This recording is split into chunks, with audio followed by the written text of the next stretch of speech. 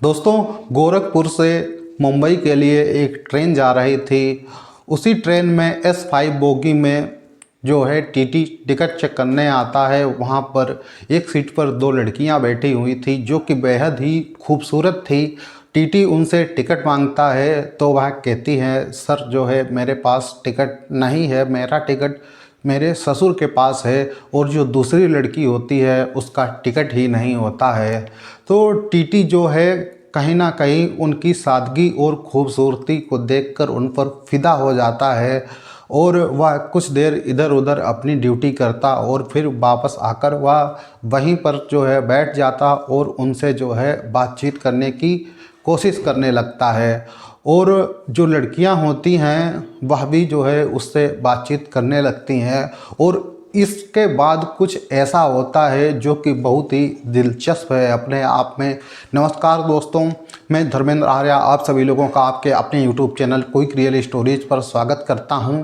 Friends, आज की हमारी सच्ची घटना बेहद ही दिलचस्प है, दिल को छू लेने वाली कहानी है। तो आप इस वीडियो को पूरा ज़रूर देखें। फ्रेंड्स, कहानी शुरू करने से पहले अगर अभी तक आपने हमारे चैनल को सब्सक्राइब नहीं किया है तो सब्सक्राइब जरूर कर लें, क्योंकि हमारे चैनल पर इसी प्रकार सच्ची घटनाओं पर आधारित कहानियां हम आपके लिए लेकर आते रहते हैं। तो चलिए आज की अपनी सच्ची घटना शुरू करते हैं। दरअसल आज की हमारी सच्ची घटना गोरखपुर से मुंबई के एक ट्रेन के बीच की है।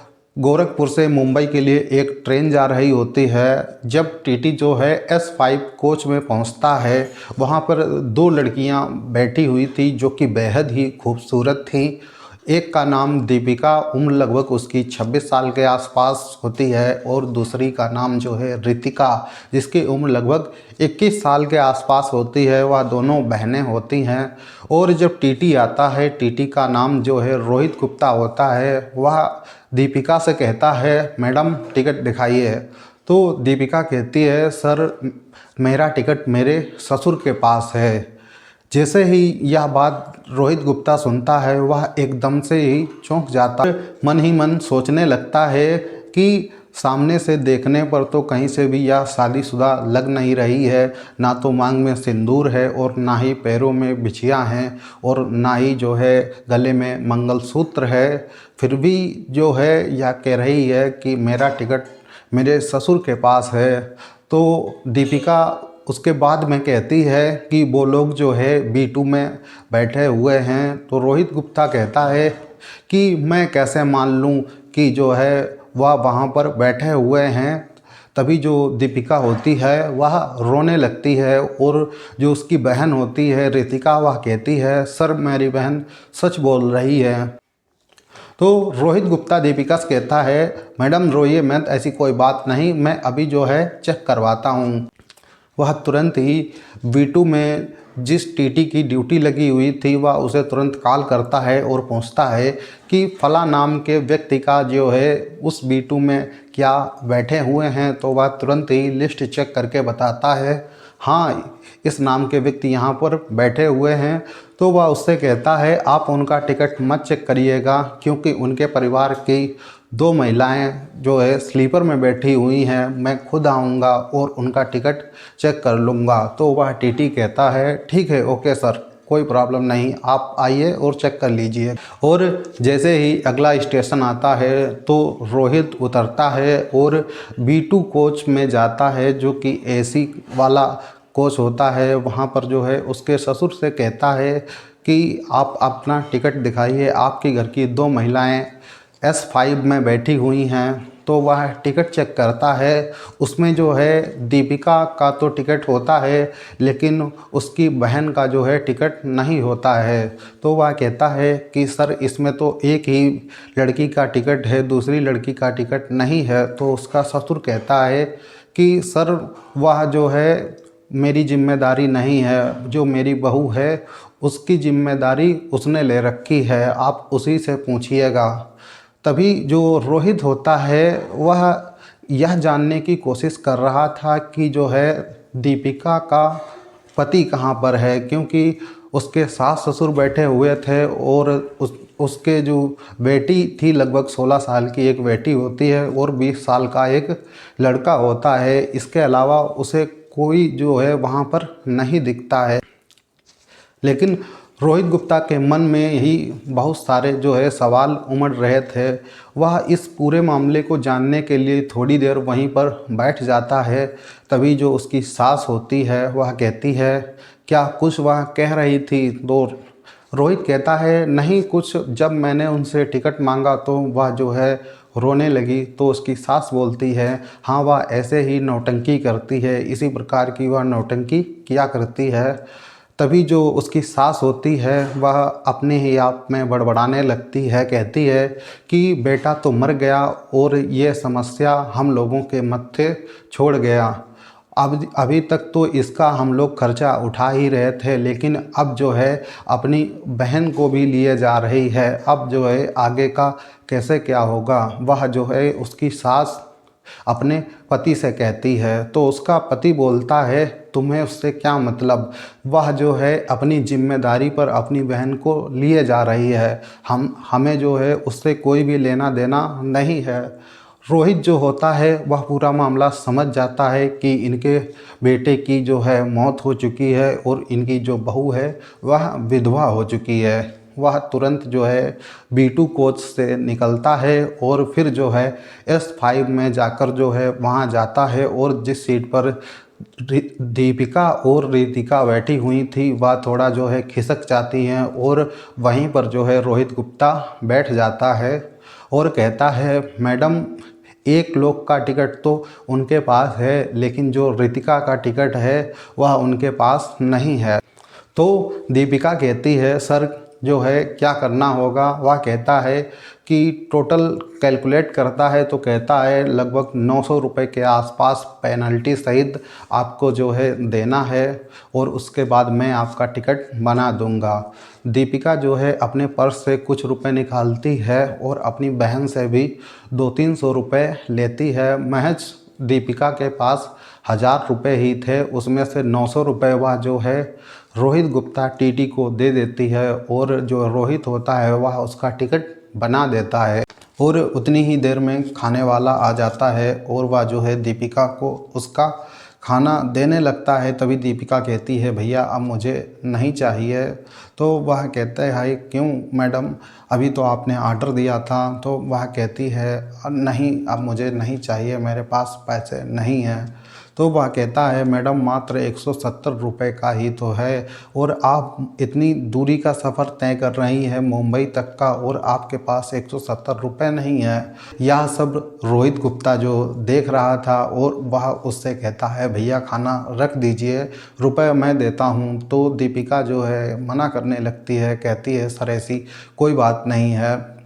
तभी जो है रोहित कहता है, नहीं भूख लगी है और सफ़र में तो खाना खा लेना चाहिए। और वह उस वेंडर को जो है अपने जेब से 170 रुपये देता है और उसके बाद वह चला जाता है और दोनों लोग अच्छे से खाना खाती हैं। और जो रोहित गुप्ता था वह दीपिका की खूबसूरती और सादगी को देखकर एकदम उस पर लट्टू हो चुका था, फिदा हो चुका था। वह किसी न किसी तरीके से उससे बात करना चाहता था और रोहित गुप्ता के मन में बहुत सारे सवाल चल रहे थे। पहले तो वह कहता है, मैडम आपके जो सास ससुर हैं वह तो जो है एसी कोच में हैं और आपको स्लीपर कोच में जो है बैठा दिया, क्या टिकट नहीं मिली थी क्या? तो दीपिका कहती है, ये तो सर आपको उनसे ही पूछना चाहिए था। तो रोहित गुप्ता कहता है, हाँ मैंने पूछा तो था उनसे, लेकिन वह तो भड़क गए। दीपिका कहती है, मैं अपनी बहन को अपने साथ लिए जा रही हूँ, इसी वजह से वह लोग मुझ पर जो है खफा हैं। तो रोहित गुप्ता कहता है कि आप अपनी बहन को साथ में लेकर जा रही हैं क्या? आपके माता पिता नहीं हैं? तो दीपिका कहती है, माता पिता तो हैं लेकिन वो गांव में रहते हैं और गांव में इसके करने लायक कुछ है नहीं। मैं अपने साथ लिए जा रही हूँ, वहाँ पर कुछ कंप्यूटर वगैरह का कोर्स कर लेगी, उसके बाद कहीं कंपनी में छोटी मोटी जॉब लग जाएगी और थोड़ी अच्छी सी शादी हो जाएगी, इसीलिए मैं उसको लेकर जा रही हूँ। लेकिन उन लोगों को यह रास नहीं आ रहा। तो रोहित गुप्ता कहता है, यह तो बहुत ही अच्छी बात है, लेकिन आप इनका खर्चा कैसे उठाएंगी? तो दीपिका कहती है, मैं जो है एक कंपनी में 8-10 हज़ार रुपये कमा लेती हूँ, उसी से मैं अपने बहन का भी खर्चा चला लिया करूँगी। रोहित गुप्ता कहता है कि मैडम बुरा ना माने तो मैं एक सवाल पूछूं। वह दीपिका कहती है मुझे मालूम है आप क्या पूछना चाहते हैं कि मेरे पति का क्या हुआ। तो रोहित गुप्ता कहता है हाँ मैं यही सवाल पूछना चाहता हूँ। तो वह कहती है 3 साल मेरे पहले शादी हुई थी और वह जो है नशे के बहुत आदी थे, दिन रात नशे में जो है मस्त रहते थे और शराब ज़्यादा पीने के कारण उनकी 2 साल में ही मौत हो गई। इस दरमियान मैंने बहुत सारी समस्याओं का सामना किया, लेकिन अब मुझे उन पलों को याद करने पर कुछ भी तरस नहीं आता है। खैर अपनी अपनी किस्मत है। इतना कहती हुई दीपिका के आंखों से आंसू गिरने लगते हैं। तभी जो उसकी बहन होती है वह जो है रजत गुप्ता से कहती है सर क्या आप इसी तरीके से सभी से बात किया करते हैं। तो रोहित गुप्ता कहता है नहीं मैडम ऐसी कोई बात नहीं है, आप तो बुरा मान गई। वह उठकर जो है चलने लगता है और तभी दीपिका उसको जो है कहती है नहीं सर आप बैठ जाइए, इसमें बुरा मानने वाली कोई बात ही नहीं है, या तो अपनी अपनी किस्मत है। तभी जो है लखनऊ रेलवे स्टेशन आने वाला होता है और दीपिका कहती है भगवान ना करे कि आप पर कुछ इस प्रकार का कभी भी कोई दुख।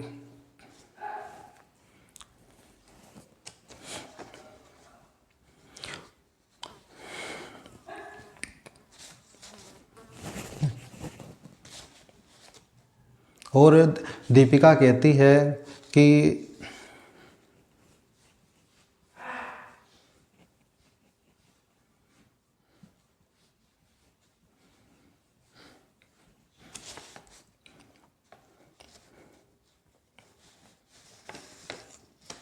तो रोहित गुप्ता जो है कहता नहीं मैडम आप तो बुरा मान गई और वह उठकर चलने लगता है।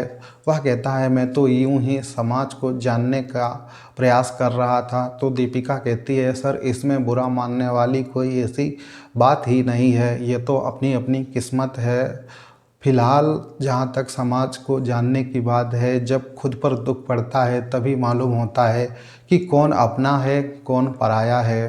भगवान ना करे कि आप पर जो है इस प्रकार का भी कभी कोई दुख पड़े।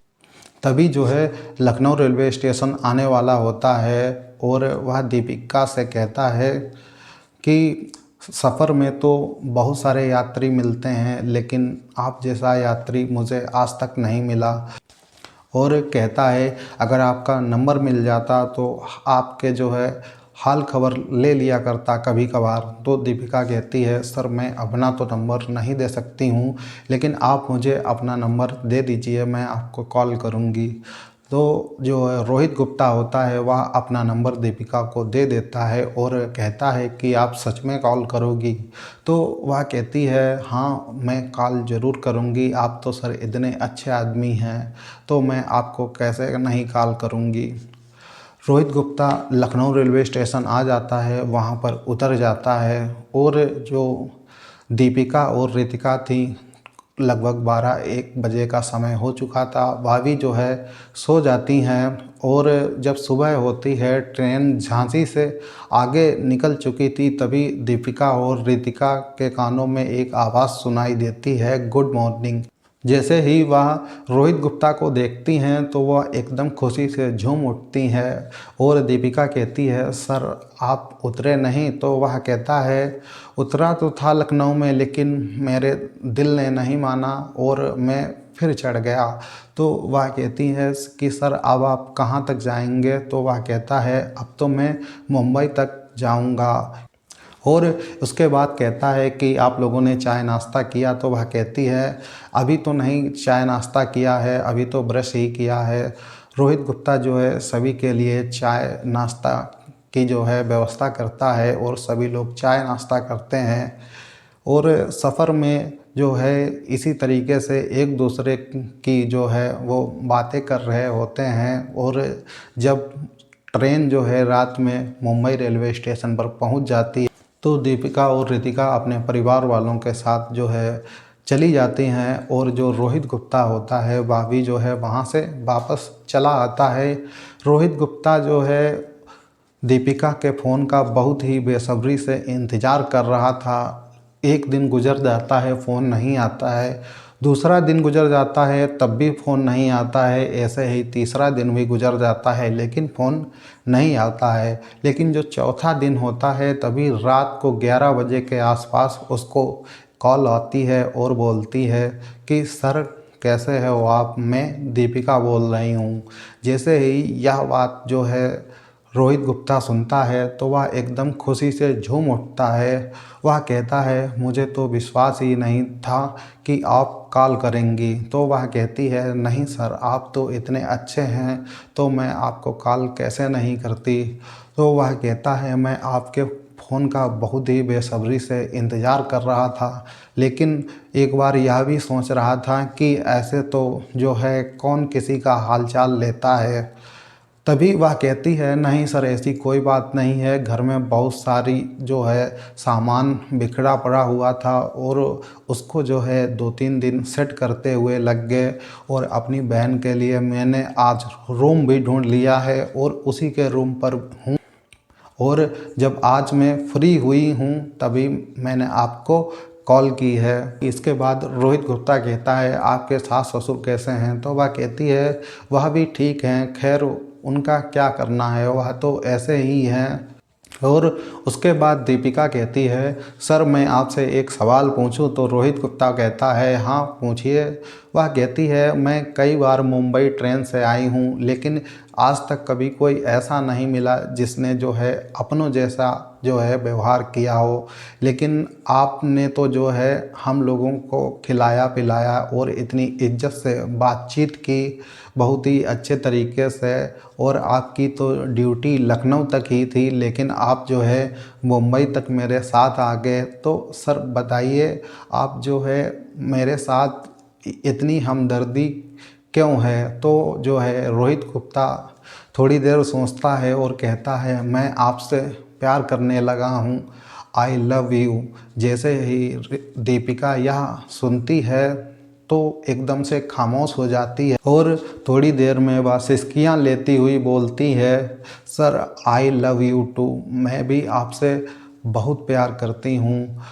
और वह जो है उसके बाद फ़ोन कट जाता है और उसकी जो बहन होती है रितिका, वह पूछती है कि सर से क्या बात हुई। तो वह कहती है कि सर मुझसे प्यार करते हैं और मुझसे शादी करना चाहते हैं, लेकिन जब मैंने कहा मैं तो एक विधवा हूँ तो वह कहते हैं मुझसे ज़्यादा कोई विधवा का दर्द नहीं समझ सकता। मैं जब छोटा ही था तब मेरे पिताजी का देहांत हो गया था। माँ ने बहुत मुश्किलों से मुझे पाल पोस कर बड़ा किया और पढ़ाया लिखाया और आज इस काबिल बनाया। तभी से मैंने ठान लिया था कि मैं शादी करूँगा तो एक विधवा से ही करूँगा। जैसे ही यह बात उसकी बहन सुनती है और उसके बाद दीपिका बोलती है अब तू बता मैं क्या करूं। तो रितिका कहती है दीदी सर बहुत अच्छे हैं, वो आप उनसे बात करिए, उनसे मिलिए, वो आपको बहुत ही खुश रखेंगे। और जब यह बात जो है दीपिका के सास ससुर को मालूम होती है तो वह भी चौंक जाते हैं कि कोई सरकारी नौकरी वाला लड़का इसको इतना अच्छा मिल गया है कहीं ना कहीं। लेकिन वह भी यह सोचते हैं कि मेरे बेटे की गलतियों के कारण इसने बहुत सारी समस्याओं का सामना किया है और अब यह अपनी एक नई ज़िंदगी शुरू कर ले जिसमें वह खुश रहे। और 4-5 महीने तक दोनों लोग एक दूसरे से बातें करते हैं, मिलते जुलते हैं। और उसके बाद जो है रोहित गुप्ता और दीपिका जो है आपस में शादी कर लेते हैं, एक वैवाहिक बंधन में बन जाते हैं और जो है एक नई ज़िंदगी की शुरुआत करते हैं। तो आज की कहानी में इतना ही। कहानी अच्छी लगी हो तो वीडियो को लाइक करें और अगर चैनल पर पहली बार हैं तो चैनल को सब्सक्राइब जरूर कर लें। मिलते हैं एक नई सच्ची घटना में एक नए वीडियो में, तब तक के लिए जय हिंद जय भारत।